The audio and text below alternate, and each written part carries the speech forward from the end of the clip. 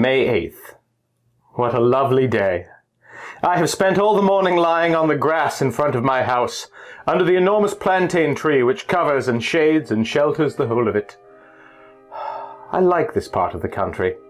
I am fond of living here because I am attached to it by deep roots, the profound and delicate roots which attach a man to the soil on which his ancestors were born and died, to their traditions, their usages, their food, the local expressions, the peculiar language of the peasants, the smell of the soil, the hamlets, and to the atmosphere itself. I love the house in which I grew up. From my windows I can see the Seine, which flows by the side of my garden on the other side of the road, almost through my grounds, the great and wide Seine, which goes to Rouen and Havre, and which is covered with boats passing to and fro. On the left, down yonder, lies Rennes, populous Rennes with its blue roofs massing under pointed Gothic towers.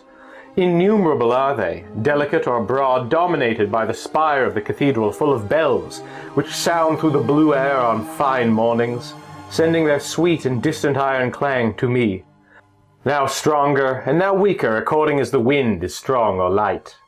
What a delicious morning it was! About 11 o'clock a long line of boats drawn by a steam tug as big a fly and which scarcely puffed while emitting its thick smoke passed my gate.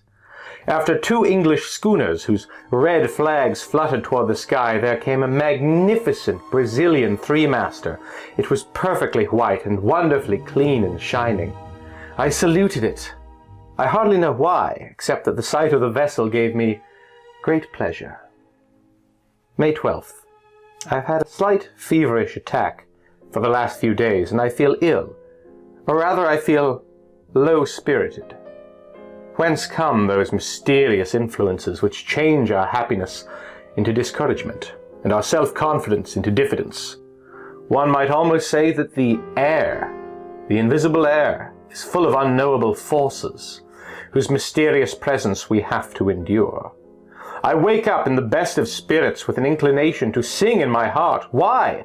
I go down to the side of the water, and suddenly, after walking a short distance, I return home wretched, as if some misfortune were awaiting me there. Why? Is it a cold shiver which, passing over my skin, has upset my nerves and given me a fit of low spirits? Is it the form of the clouds, or the tints of the sky, or the colors of the surrounding objects which are so changeable, which have troubled my thoughts as they passed before my eyes?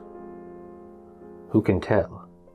Everything that surrounds us, everything that we see without looking at it, everything that we touch without knowing it, everything that we handle without feeling it, everything that we meet without clearly distinguishing it, has a rapid, surprising, and inexplicable effect upon us and upon our organs, and through them on our ideas, and on our being itself.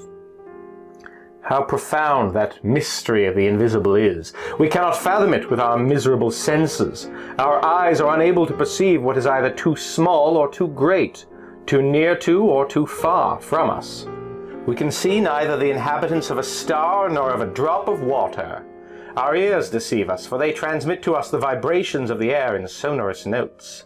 Our senses are fairies who work the miracle of changing that movement into noise, and by that metamorphosis give birth to music, which makes the mute agitation of nature a harmony. So with our sense of smell, which is weaker than that of a dog, and so with our sense of taste, which can scarcely distinguish the age of a wine. Oh, if we only had other organs, which could work other miracles in our favor, what a number of fresh things we might discover around us. May 16th. I am ill, decidedly. I was so well last month, I am feverish, horribly feverish. Or rather, I am in a state of feverish enervation, which makes my mind suffer as much as my body. I have without ceasing the horrible sensation of some danger threatening me, the apprehension of some coming misfortune, or of approaching death. A presentiment which is no doubt an attack of some illness still unnamed, which germinates in the flesh and in the blood. May 18th. I have just come from consulting my medical man, for I can no longer get any sleep. He found that my pulse was high, my eyes dilated, My nerves highly strung, but no alarming symptoms. I must have a course of shower baths and of bromide of potassium. May 25th. No change. My state is really very peculiar. As the evening comes on, an incomprehensible feeling of disquietude seizes me, just as if night concealed some terrible menace toward me. I dine quickly and then try to read, but I do not understand the words, and can scarcely distinguish the letters. Then I walk up and down my drawing room, oppressed by a feeling of confused and irresistible fear, a fear of sleep, and a fear of my bed. About 10 o'clock, I go up to my room. As soon as I have entered, I lock and bolt the door. I am frightened. Of what? Up till the present time, I have been frightened of nothing. I open my cupboards and look under my bed. I listen. I listen. To what? How strange it is that a simple feeling of discomfort, of impeded or heightened circulation, perhaps the irritation of a nervous center, a slight congestion, a small disturbance in the imperfect and delicate functions of our living machinery, can turn the most light-hearted of men into a melancholy one, and make a coward of the bravest. Then I go to bed and I wait for sleep as a man might wait for the executioner. I wait for its coming with dread, and my heart beats and my legs tremble, while my whole body shivers beneath the warmth of the bedclothes, until the moment when I suddenly fall asleep, as a man throws himself into a pool of stagnant water in order to drown. I do not feel this perfidious sleep coming over me as I used to, but a sleep which is close to me and watching me, which is going to seize me by the head, to close my eyes and annihilate me. I sleep. A long time, 2 or 3 hours perhaps. Then a dream, no, a nightmare, lays hold on me. I feel that I am in bed and asleep. I feel it, and I know it, and I feel also that somebody is coming close to me, is looking at me, touching me, is getting onto my bed, is kneeling on my chest, is taking my neck between his hands and squeezing it with all his might, in order to strangle me. I struggle, bound by that terrible powerlessness which paralyzes us in our dreams. I try to cry out, but I cannot. I want to move, I cannot. I try with the most violent efforts and out of breath to turn over and throw off this being which is crushing and suffocating me. I cannot. And then suddenly I wake up, shaken and bathed in perspiration. I light a candle and find that I am alone. And after that crisis, which occurs every night, I at length fall asleep and slumber tranquilly till morning. June 2nd. My state has grown worse. What is the matter with me? The bromide does me no good, and the shower baths have no effect whatever. Sometimes, in order to tire myself out, though I am fatigued enough already, I go for a walk in the forest of Rumar. I used to think at first that the fresh light and soft air, impregnated with the odor of herbs and leaves, would instill new life into my veins and impart fresh energy to my heart. One day I turned into a broad ride in the wood, and then I diverged toward La Bouille, through a narrow path between 2 rows of exceedingly tall trees, which placed a thick, green, almost black roof between the sky and me. A sudden shiver ran through me, not a cold shiver, but a shiver of agony, and so I hastened my steps, uneasy at being alone in the wood, frightened stupidly and without reason at the profound solitude. Suddenly it seemed as if I were being followed, that somebody was walking at my heels, close, quite close to me, near enough to touch me. I turned round suddenly, but I was alone. I saw nothing behind me except the straight broad ride, empty and bordered by high trees. Horribly empty. On the other side also it extended until it was lost in the distance, and looked just the same. Terrible. I closed my eyes. Why? And then I began to turn round on one heel very quickly, like a top. I nearly fell down and opened my eyes. The trees were dancing round me, and the earth heaved. I was obliged to sit down. Then, I no longer remembered how I had come. What a strange idea! What a strange, strange idea! I did not the least know. I started off to the right and got back into the avenue which had led me into the middle of the forest. June 3rd. I've had a terrible night. I shall go away for a few weeks, for no doubt a journey will set me up again. July 2nd. I've come back, quite cured, and have had a most delightful trip into the bargain. I've been to Mont Saint-Michel, which I had not seen before. What a sight when one arrives, as I did, at Avranches, toward the end of the day. The town stands on a hill, and I was taken into the public garden at the extremity of the town. I uttered a cry of astonishment. An extraordinarily large bay lay extended toward me, as far as my eyes could reach, between two hills which were lost to sight in the mist, and in the middle of this immense yellow bay, under a clear golden sky, a peculiar hill rose up, sombre and pointed in the midst of the sand. The sun had just disappeared, and under the still flaming sky stood out the outline of that fantastic rock which bears on its summit a picturesque monument. At daybreak I went to it. The tide was low, as it had been the night before, and I saw that wonderful abbey rise up before me as I approached it. After several hours walking, I reached the enormous mass of rock which supports the little town, dominated by the great church. Having climbed the steep and narrow street, I entered the most wonderful Gothic building that has ever been erected to God on earth. Large as a town and full of low rooms which seem buried beneath vaulted roofs, and of lofty galleries supported by delicate columns. I entered this gigantic granite jewel, which is as light in its effect as a bit of lace and is covered with towers, with slender belfries to which spiral staircases ascend. The flying buttresses raise strange heads that bristle with chimeras, with devils, with fantastic animals, with monstrous flowers, are joined together by finely carved arches to the blue sky by day and to the black sky by night. When I had reached the summit, I said to the monk who accompanied me, "Father, how happy you must be here." And he replied, "It is very windy, monsieur." And so we began to talk while watching the rising tide which ran over the sand and covered it with a steel cuirass. And then the monk told me stories, all the old stories belonging to the place, legends, nothing but legends. One of them struck me forcibly. The country people, those belonging to the Monnaie, declare that at night one can hear talking going on in the sand, and also the two goats bleat, one with a strong, the other with a weak voice.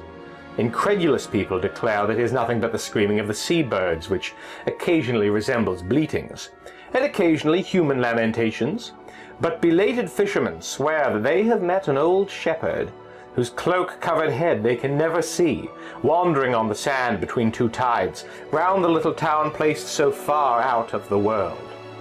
They declare he is guiding and walking before a he-goat with a man's face, and a she-goat with a woman's face, both with white hair, who talk incessantly, quarrelling in a strange language, and then suddenly cease talking, in order to bleat with all their might.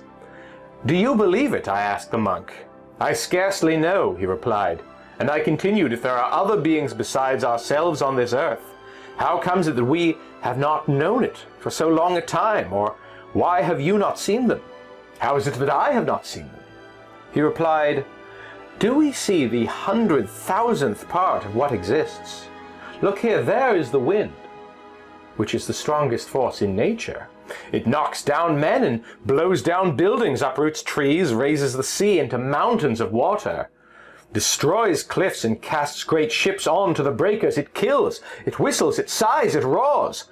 But have you ever seen it? And can you see it? Yet it exists, for all that." I was silent before this simple reasoning.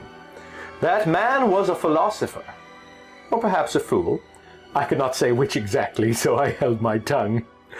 What he had said had often been in my own thoughts. July 3rd. I have slept badly. Certainly there is some feverish influence here, for my coachman is suffering in the same way as I am. When I went back home yesterday, I noticed his singular paleness, and I asked him, "What is the matter with you, Jean?" "The matter is that I never get any rest, and my nights devour my days. Since your departure, monsieur, there has been a spell over me. However, the other servants are all well, but I am very frightened of having another attack myself. July 4th. I am decidedly taken again, for my old nightmares have returned. Last night I felt somebody leaning on me who was sucking my life from between my lips with his mouth. Yes, he was sucking it out of my neck like a leech would have done. Then he got up satiated, and I woke up so beaten, crushed, and annihilated that I could not move. If this continues for a few days, I shall certainly go away again. July 5th. Have I lost my reason? What has happened? What I saw last night is so strange that my head wanders when I think of it. As I do now every evening, I had locked my door, then being thirsty, I drank half a glass of water, and I accidentally noticed that the water bottle was full up to the cut glass stopper. Then I went to bed, and fell into one of my terrible sleeps, from which I was aroused in about 2 hours by a still more terrible shock. Picture to yourself a sleeping man who is being murdered, who wakes up with a knife in his chest, a gurgling in his throat, is covered with blood, can no longer breathe, is going to die, and does not understand anything at all about it. There you have it. Having recovered my senses, I was thirsty again, so I lighted a candle and went to the table on which my water bottle was. I lifted it up and tilted it over my glass, but nothing came out. It was empty. It was completely empty. At first I could not understand it at all. Then suddenly I was seized by such a terrible feeling that I had to sit down, or rather fall into a chair. Then I sprang up with a bound to look about me. Then I sat down again, overcome by astonishment and fear in front of the transparent crystal bottle. I looked at it with fixed eyes, trying to solve the puzzle, and my hands trembled. Somebody had drank the water. But who, I? Without any doubt, it could surely only be I. In that case, I was a somnambulist, was living, without knowing it, that double mysterious life which makes us doubt whether there are not two beings in us, whether a strange, unknowable, and invisible being does not, during our moments of mental and physical torpor, animate the inert body, forcing it to a more willing obedience than it yields to ourselves. Oh, who will understand my horrible agony? Who will understand the emotion of a man, sound in mind, wide awake, full of sense, who looks in horror at the disappearance of a little water, while he was asleep, through the glass of a water bottle? And I remained sitting until it was daylight, without venturing to go to bed again. July 6th. I am going mad. Again, all the contents of my water bottle have been drunk during the night, or rather, I have drunk it. But is it I? Is it I? Who could it be? Who? Oh God, am I going mad? Who will save me? July 10th. I have just been through some surprising ordeals. Undoubtedly, I must be mad. And yet... On July 6th, before going to bed, I put some milk, wine, water, bread, and strawberries on my table. Somebody drank, I drank, all the water and a little of the milk, but neither the wine, nor the bread, nor the strawberries were touched. On the 7th of July, I renewed the same experiment with the same results, and on July 8th, I left out the water and the milk, and nothing was touched. Lastly, on July 9th, I put only water and milk on my table, taking care to wrap up the bottles in white muslin and to tie down the stoppers. Then I rubbed my lips, my beard, and my hands with pencil lead and went to bed. Deep slumber seized me, soon followed by a terrible awakening. I had not moved and my sheets were not marked. I rushed to the table. The muslin round the bottles remained intact. I undid the string, trembling with fear. All the water had been drunk, and so had the milk. Ah, great God! I must start for Paris immediately. July 12th, Paris. I must have lost my head during the last few days. I must be the plaything of my enervated imagination, unless I am really a somnambulist. Or I have been brought under the power of one of those influences, hypnotic suggestion, for example, which are known to exist, but have hitherto been inexplicable. In any case, my mental state bordered on madness, and 24 hours of Paris sufficed to restore me to my equilibrium. Yesterday, after doing some business and paying some visits, which instilled fresh and invigorating mental air into me, I wound up my evening at the Théâtre Français. A drama by Alexandre Dumas the Younger was being acted, and his brilliant and powerful play completed my cure. Certainly solitude is dangerous for active minds. We need men who can think and talk around us. When we are alone for a long time, we people space with phantoms. I returned along the boulevards to my hotel in excellent spirits. Amid the jostling of the crowd, I thought, not without irony, of my terrors and surmises of the previous week, because I believed, yes, I believed that an invisible being lived beneath my roof. How weak our mind is, how quickly it is terrified and unbalanced as soon as we are confronted with a small, incomprehensible fact. Instead of dismissing the problem with, "we do not understand because we cannot find the cause," we immediately imagine terrible mysteries and supernatural powers. July 14th. Fate of the Republic. I walked through the streets, and the crackers and flags amused me like a child. Still, it is very foolish to make merry on a set date by government decree. People are like a flock of sheep, now steadily patient, now in ferocious revolt. Say to it, amuse yourself, and it amuses itself. Say to it, go and fight with your neighbor, and it goes and fights. Say to it, vote for the emperor, and it votes for the emperor. Then say to it, vote for the republic, and it votes for the republic. Those who direct it are stupid too, but instead of obeying men, they obey principles, a course which can only be foolish, ineffective, and false, for the very reason that principles are ideas which are considered as certain and unchangeable, whereas in this world one is certain of nothing, since light is an illusion, and noise is deception. July 16th. I saw some things yesterday that troubled me very much. I was dining at my cousin's, Madame Sable, whose husband is colonel of the 76th Chasseurs at Limoges. There were two young women there, one of whom had married a medical man, Dr. Perron, who devotes himself a great deal to nervous diseases and to the extraordinary manifestations which just now experiments in hypnotism and suggestion are producing. He related to us at some length the enormous results obtained by English scientists and the doctors of the medical school at Nancy, and the facts which he adduced appeared to me so strange that I declared that I was altogether incredulous. We are, he declared, on the point of discovering one of the most important secrets of nature. I mean to say one of its most important secrets on this earth, for assuredly there are some up in the stars, yonder, of a different kind of importance.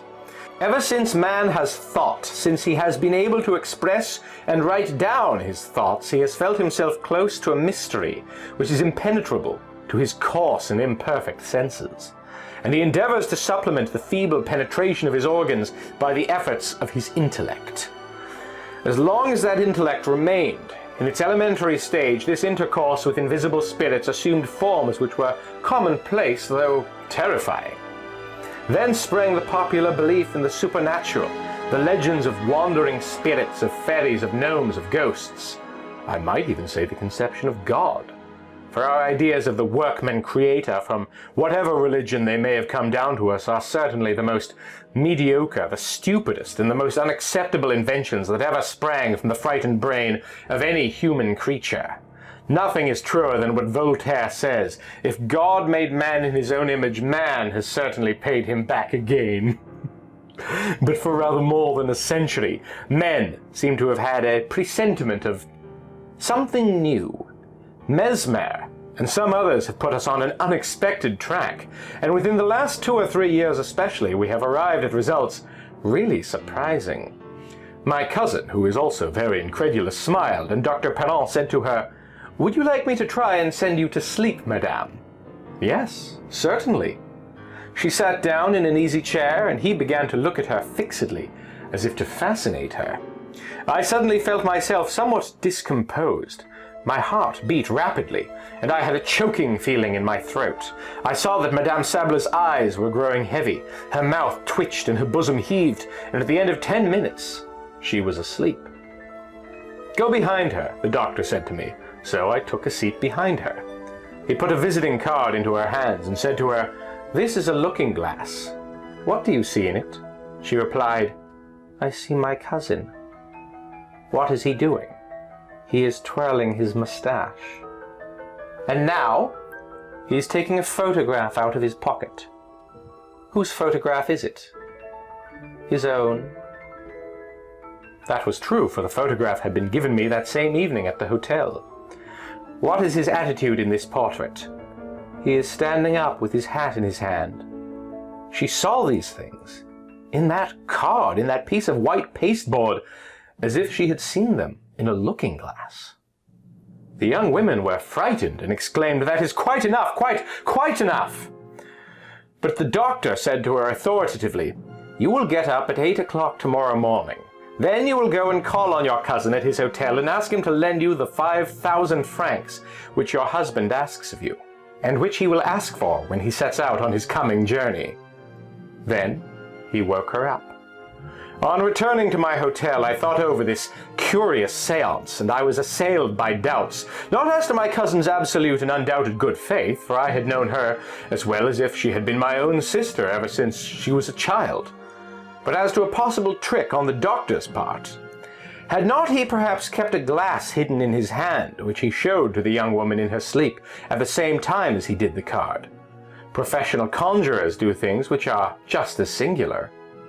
However, I went to bed, and this morning at about 8:30 I was awakened by my footman, who said to me, "Madame Sable has asked to see you immediately, monsieur." I dressed hastily and went to her.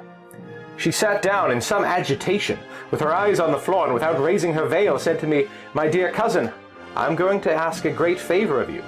"What is it, cousin?" "I do not like to tell you, and yet I must. I am in absolute want of 5,000 francs."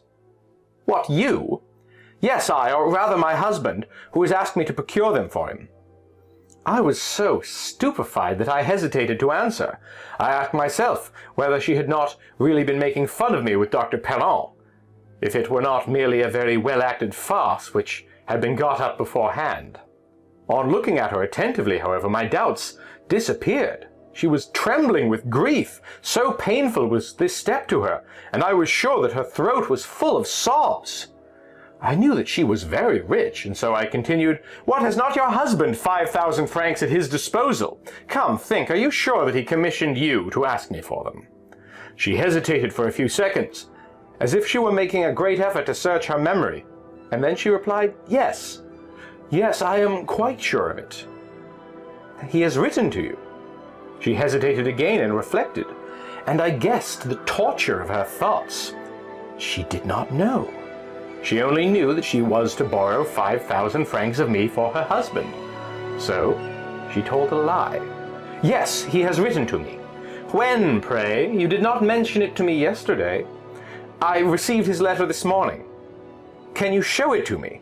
No, it contained private matters, things too personal to ourselves. I burned it." "So your husband runs into debt?" She hesitated again and then murmured, "I do not know." Thereupon I said bluntly, "I have not 5,000 francs at my disposal at this moment, my dear cousin." She uttered a cry as if she were in pain and said, Oh, I beseech you to get them for me." She got excited and clasped her hands as if she were praying to me.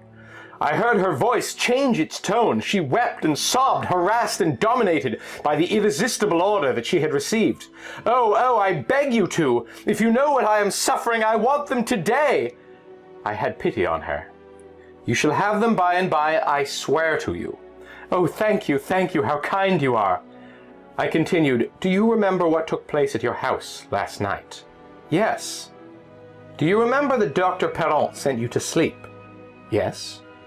"Oh, very well then, he ordered you to come to me this morning to borrow 5,000 francs, and at this moment you are obeying that suggestion." She considered for a few moments and then replied, "But as it is my husband who wants them." For a whole hour I tried to convince her, but could not succeed. When she had gone, I went to the doctor. He was just going out, and he listened to me with a smile and said, "Do you believe now?"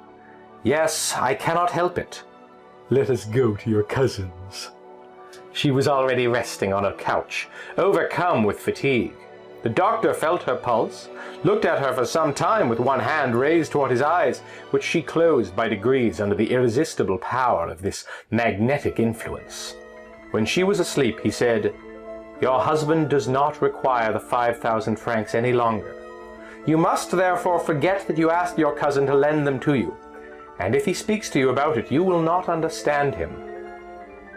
Then he woke her up, and I took out a pocketbook and said, "Here is what you asked me for this morning, my dear cousin." But she was so surprised that I did not venture to persist. Nevertheless, I tried to recall the circumstance to her, but she denied it vigorously, thought I was making fun of her, and in the end very nearly lost her temper. There, I have just come back, and I have not been able to eat any lunch, for this experiment has altogether upset me.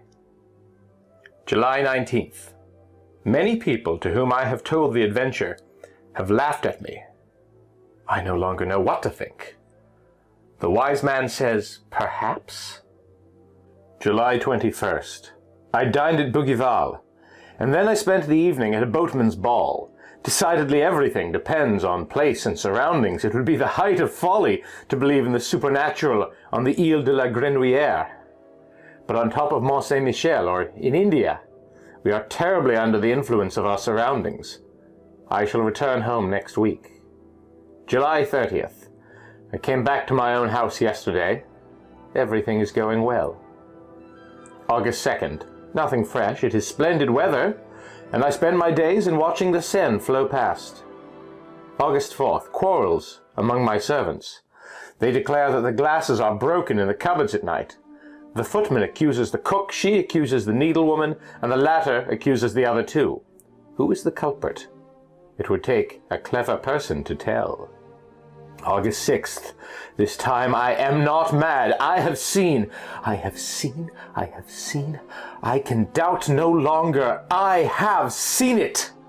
I was walking at 2 o'clock among my rose trees in the full sunlight, in the walk bordered by autumn roses which are beginning to fall. As I stopped to look at a géant de bataille, which had 3 splendid blooms, I distinctly saw the stalk of one of the roses bend close to me, as if an invisible hand had bent it, and then break as if that hand had picked it. Then the flower raised itself, following the curve which a hand would have described in carrying it toward a mouth, and remained suspended in the transparent air, alone and motionless, a terrible red spot 3 yards from my eyes. In desperation, I rushed at it, to take it. I found nothing. It had disappeared. Then I was seized with furious rage against myself, for it is not wholesome for a reasonable and serious man to have such hallucinations. But was it a hallucination? I turned to look for the stalk, and I found it immediately, under the bush, freshly broken, between the other 2 roses, which remained on the branch. I returned home then with a much disturbed mind. For I am certain now, certain as I am of the alternation of day and night, that there exists close to me an invisible being who lives on milk and on water, who can touch objects, take them and change their places, who is consequently endowed with a material nature, although imperceptible to sense, and who lives as I do, under my roof. August 7th. I slept tranquilly. He drank the water out of my decanter, but did not disturb my sleep. I ask myself whether I am mad. As I was walking just now in the sun by the riverside, doubts as to my own sanity arose in me, not vague doubts such as I have had hitherto, but precise and absolute doubts. I have seen mad people, and I have known some who were quite intelligent, lucid, even clear-sighted in every concern of life except on one point. They could speak clearly, readily, profoundly on everything, till their thoughts were caught in the breakers of their delusions and went to pieces there, were dispersed and swamped in that furious and terrible sea of fogs and squalls which is called madness. I certainly should think that I was mad, absolutely mad. If I were not conscious that I knew my state, if I could not fathom it and analyze it with the most complete lucidity, I should in fact be a reasonable man laboring under a hallucination. Some unknown disturbance must have been excited in my brain, one of those disturbances which physiologists of the present day try to note and to fix precisely, and that disturbance must have caused a profound gulf in my mind and in the order and logic of my ideas. Similar phenomena occur in dreams and lead us through the most unlikely phantasmagoria without causing us any surprise because our verifying apparatus and our sense of control have gone to sleep, while our imaginative faculty wakes and works. Was it not possible that one of the imperceptible keys of the cerebral fingerboard had been paralyzed in me? Some men lose the recollection of proper names or of verbs or of numbers or merely of dates in consequence of an accident. The localization of all the avenues of thought has been accomplished nowadays. What then? Would there be surprising in the fact that my faculty of controlling the unreality of certain hallucinations should be destroyed for the time being? I thought of all this as I walked by the side of the water. The sun was shining brightly on the river, and made earth delightful, while it filled me with love for life, for the swallows whose swift agility is always delightful to my eyes, for the plants by the riverside whose rustling is a pleasure to my ears. By degrees, however, an unexpected feeling of discomfort seized me. It seemed to me as if some unknown force were numbing and stopping me, were preventing me from going further, and were calling me back. I felt that painful wish to return which comes on you when you left a beloved invalid at home and are seized by a presentiment that he is worse. I therefore returned despite of myself, feeling certain that I should find some bad news awaiting me, a letter or a telegram. There was nothing, however, and I was surprised and uneasy, more so than if I had had another fantastic vision. August 8th. I spent a terrible evening yesterday. He does not show himself any more, but I feel that he is near me, watching me, looking at me, penetrating me, dominating me, and more terrible to me when he hides himself, thus than if he were to manifest his constant and invisible presence by supernatural phenomena. However, I slept. August 9th, nothing, but I am afraid. August 10th, nothing, but what will happen tomorrow? August 11th, still nothing. I cannot stop at home with this fear hanging over me and these thoughts in my head. I shall go away. August 12th, 10 o'clock at night. All day long I have been trying to get away and have not been able. I contemplate a simple and easy act of liberty, a carriage ride to Rouen, and I have not been able to do it. What is the reason? August 13th. When one is attacked by certain maladies, the springs of our physical being seem broken, our energies destroyed, our muscles relaxed, our bones to be as soft as our flesh, and our blood as liquid as water. I am experiencing the same in my moral being, in a strange and distressing manner. I have no longer any strength, any courage, any self-control, nor even any power to set my own will in motion. I have no power left to will anything, but someone does it for me, and I obey. August 14th, I am lost. Somebody possesses my soul and governs it. Somebody orders all my acts, all my movements, all my thoughts. I am no longer master of myself, nothing except an enslaved and terrified spectator of the things which I do. I wish to go out, I cannot. He does not wish me to, and so I remain, trembling and distracted in the armchair in which he keeps me sitting.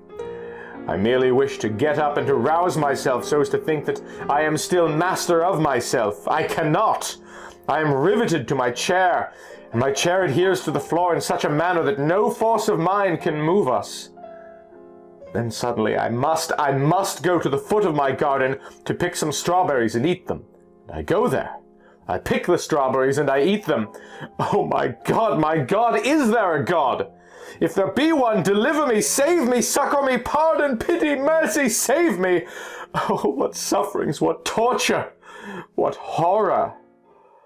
August 15th, certainly this is the way in which my poor cousin was possessed and swayed when she came to borrow 5,000 francs of me. She was under the power of a strange will which had entered into her like another soul, a parasitic and ruling soul. Is the world coming to an end? But who is he? This invisible being that rules me, this unknowable being, this rover of a supernatural race. Invisible beings exist then. How is it then that since the beginning of the world they have never manifested themselves in such a manner as they do to me? I've never read anything that resembles what goes on in my house. Oh, if I could only leave it! If I could only go away and flee and never return, I should be saved, but I cannot. August 16th. I managed to escape today for 2 hours, like a prisoner who finds the door of his dungeon accidentally open. I suddenly felt that I was free, and that he was far away. And so I gave orders to put the horses in as quickly as possible, and I drove to Rouen. Oh, how delightful to be able to say to my coachman, "Go to Rouen!" I made him pull up before the library, and I begged them to lend me Dr. Hermann Herestauss's treatise on the unknown inhabitants of the ancient and modern world. Then, as I was getting into my carriage, I intended to say to the railway station, but instead of this, I shouted. I did not speak, but I shouted in such a loud voice that all the passers-by turned round, "Home!" And I fell back onto the cushion of my carriage, overcome by mental agony. He had found me out and regained possession of me. August 17th. Oh, what a night! What a night! And yet it seems to me that I ought to rejoice. I read until 1 o'clock in the morning. Herestauss, doctor of philosophy and theogony, wrote the history and the manifestation of all those invisible beings which hover around man, or of whom he dreams. He describes their origin, their domains, their power, but none of them resembles the one which haunts me. One might say that man, ever since he has thought, has had a foreboding and a fear of a new being stronger than himself, his successor in this world, and that feeling him near, and not being able to foretell the nature of the unseen one he has in his terror, created the whole race of hidden beings, vague phantoms born of fear. Having therefore read until 1 o'clock in the morning, I went and sat down at the open window in order to cool my forehead and my thoughts in the calm night air. It was very pleasant and warm. How I should have enjoyed such a night formerly. There was no moon, but the stars darted out their rays in the dark heavens. Who inhabits those worlds? What forms, what living beings, what animals are there yonder? Do those who are thinkers in those distant worlds know more than we do? What can they do more than we? What can they see which we do not? Will not one of them some day or other, traversing space, appear on our earth to conquer it, just as formerly the Norsemen crossed the sea in order to subjugate nations feebler than themselves? We are so weak, so powerless, so ignorant, so small, we who live on this particle of mud which revolves in liquid air. I fell asleep, dreaming thus in the cool night air. And then, having slept for about 3/4 of an hour, I opened my eyes without moving, awakened by an indescribably confused and strange sensation. At first I saw nothing, and then suddenly it appeared to me as if a page of the book which had remained open on my table turned over of its own accord. Not a breath of air had come in at my window, and I was surprised and waited. In about 4 minutes I saw, with my own eyes, another page lift itself up and fall down on the others as if a finger had turned it over. My armchair was empty, appeared empty, but I knew that he was there. He, and sitting in my place, and that he was reading. With a furious bound, the bound of an enraged wild beast that wishes to disembowel its tamer, I crossed my room to seize him, to strangle him, to kill him. But before I could reach it, my chair fell over as if somebody had run away from me. My table rocked, my lamp fell and went out, and my window closed as if some thief had been surprised and had fled out into the night, shutting it behind me. So he had run away. He had been afraid.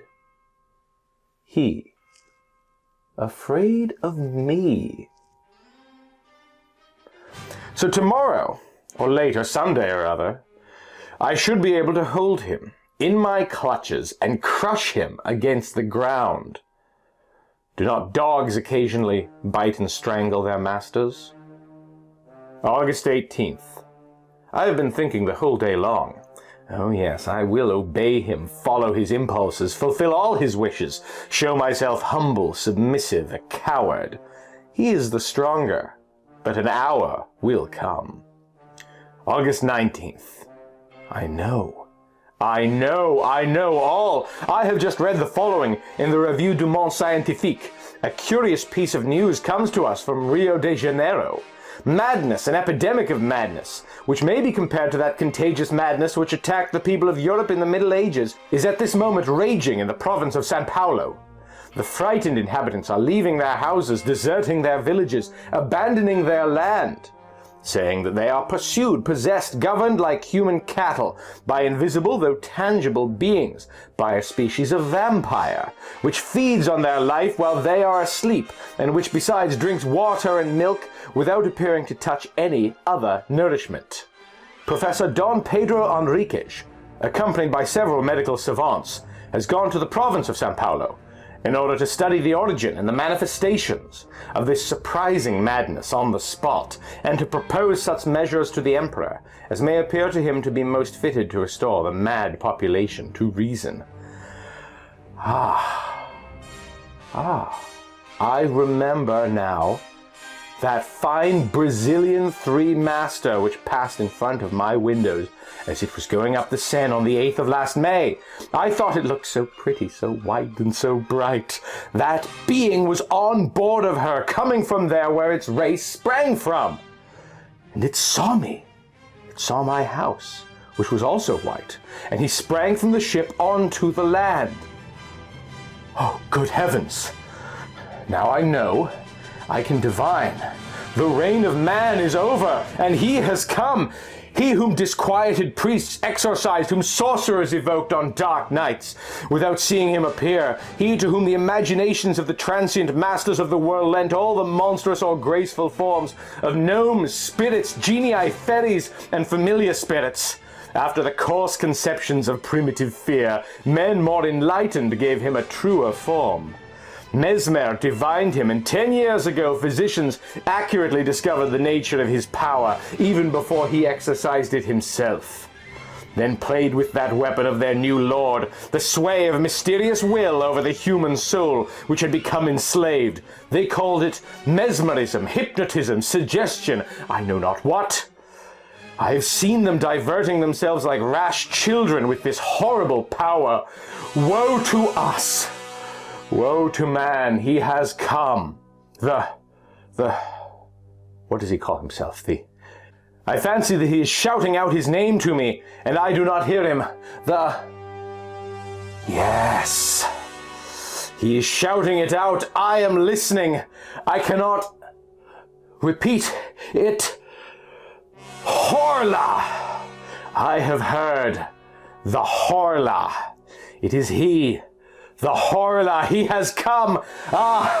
The vulture has eaten the pigeon, the wolf has eaten the lamb, the lion has devoured the sharp-horned buffalo, man has killed the lion with an arrow, with a spear, with gunpowder, but the Horla will make of man what man has made of the horse and the ox, his chattel, his slave, and his food, by the mere power of his will.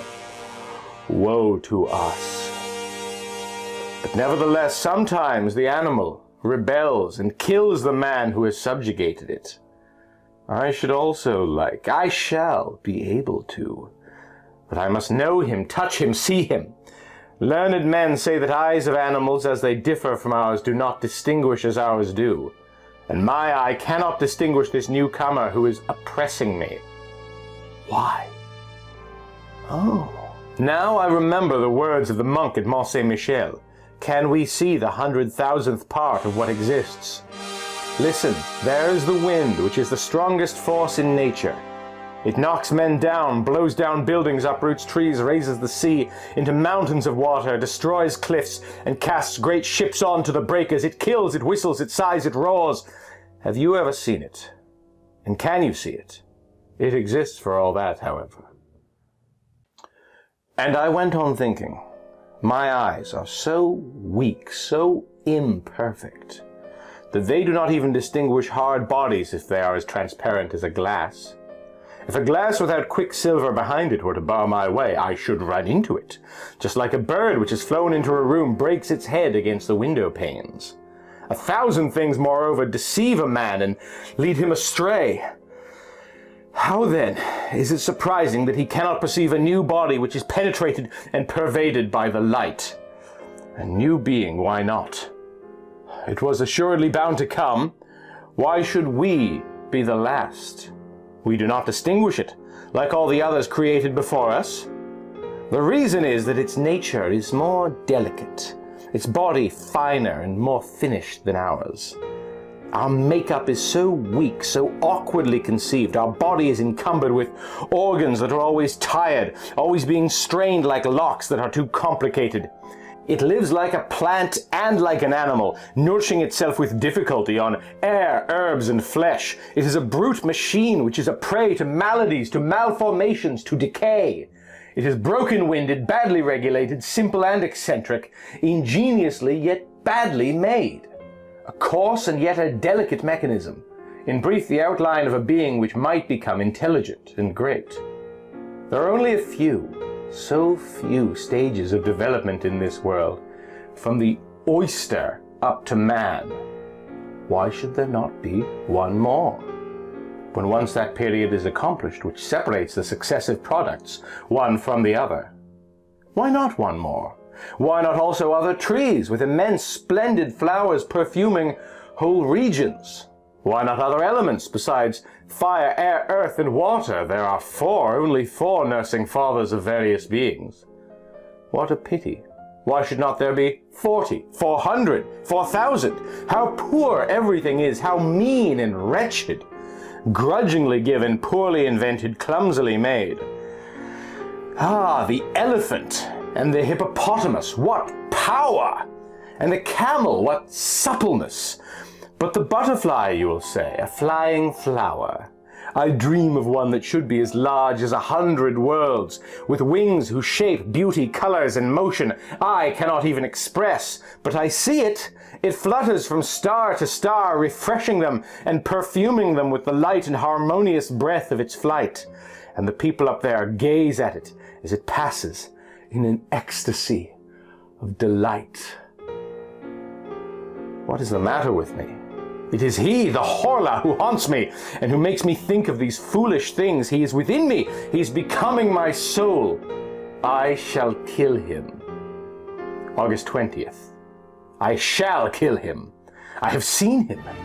Yesterday I sat down at my table and pretended to write very assiduously. I knew quite well that he would come prowling round me, quite close to me, so close that I might perhaps be able to touch him, to seize him. And then I should have the strength of desperation. I should have my hands, my knees, my chest, my forehead, my teeth, to strangle him, to crush him, to bite him, to tear him to pieces. And I watched for him with all my overexcited nerves. I had lighted my 2 lamps and the 8 wax candles on my mantelpiece, as if by this light I should discover him. My bed, my old oak bed with its columns, was opposite to me. On my right was the fireplace, on my left the door, which was carefully closed, after I had left it open for some time in order to attract him. Behind me was a very high wardrobe with a looking-glass in it, which served me to dress by every day, and in which I was in the habit of inspecting myself from head to foot every time I passed it. So I pretended to be writing in order to deceive him, for he also was watching me, and suddenly I was certain that he was reading over my shoulder, that he was there, almost touching my ear. I got up so quickly with my hands extended that I almost fell. Horror! It was as bright as at midday, but I did not see myself in the glass. It was empty, clear, profound, full of light, but my figure was not reflected in it. And I was opposite to it. I saw the large clear glass from top to bottom, and I looked at it with unsteady eyes. I did not dare advance. I did not venture to make a movement, feeling certain nevertheless that he was there, but that he would escape me again, he whose imperceptible body had absorbed my reflection. How frightened I was. And then suddenly I began to see myself through a mist in the depths of the looking-glass, in a mist, as it were, or through a veil of water. And it seemed to me as if this water were flowing slowly from left to right and making my figure clearer every moment. It was like the end of an eclipse. Whatever hid me did not appear to possess any clearly defined outlines, but was a sort of opaque transparency, which gradually grew clearer. At last I was able to distinguish myself completely, as I do every day when I look at myself. I had seen him. And the horror of it remained with me and makes me shudder even now. August 21st, how could I kill him, since I could not get hold of him? Poison? But he would see me mix it with the water, and then would our poisons have any effect on his impalpable body? No doubt about the matter. Then, August 22nd, I sent for a blacksmith from Rouen and ordered iron shutters of him for my room, such as some private hotels in Paris have, on the ground floor for fear of thieves. And he is going to make me a similar door as well. I have made myself out a coward, but I do not care about that. September 10th, Rouen, Hotel Continental. It is done. It is done. But is he dead? My mind is thoroughly upset by what I have seen. Well then, yesterday, the locksmith having put on the iron shutters and door, I left everything open until midnight, although it was getting cold. Suddenly I felt that he was there. And joy, mad joy, took possession of me. I got up softly and I walked to the right and left for some time so that he might not guess anything. Then I took off my boots and put on my slippers carelessly. Then I fastened the iron shutters, and going back to the door quickly, I double-locked it with a padlock, putting the key into my pocket.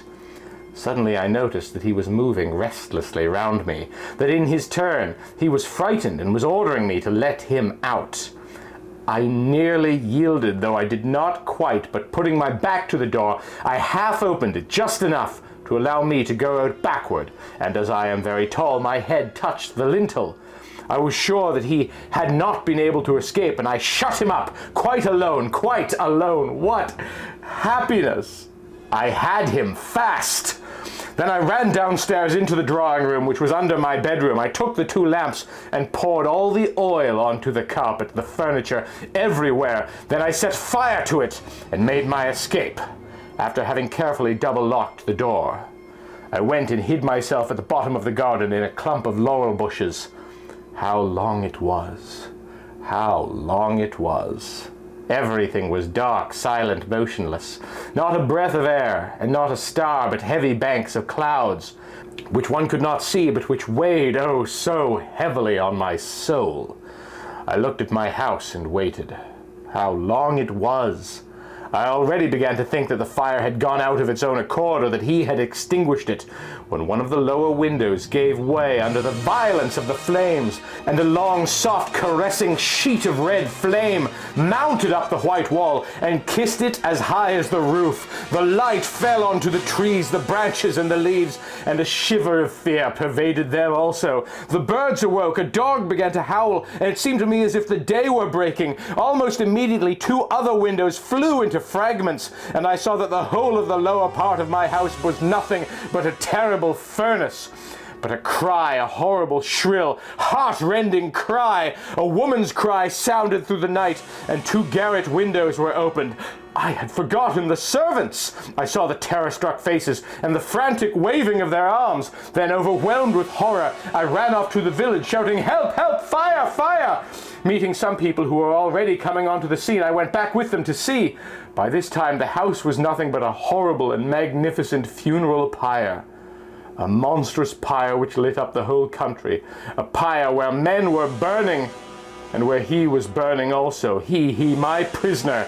That new being, the new master, the Horla. Suddenly the whole roof fell in between the walls, and a volcano of flames darted up to the sky. Through all the windows which opened onto that furnace, I saw the flames darting, and I reflected that he was there in that kiln, dead. Dead. Perhaps his body was not his body, which was transparent, indestructible by such means as would kill ours. If he were not dead, perhaps time alone has power over that invisible and redoubtable being. Why this transparent, unrecognizable body, this body belonging to a spirit, if it also had to fear ills, infirmities, and premature destruction? Premature destruction, all human terror springs from that. After man, the Horla, after him who can die every day, at any hour, at any moment, by any accident, he came. He who was only to die at his own proper hour and minute, because he had touched the limits of his existence. No, there is no doubt about it. He is not dead. Then I suppose I must kill myself. As we continue with our Halloween exhibits here at the Mutant Museum, I would of course like to thank our amazing generous donors, particularly Zana Zira, Break System BSE, and Michael Fittori. Next week will be another remake of an old classic, and until then, thanks for being you.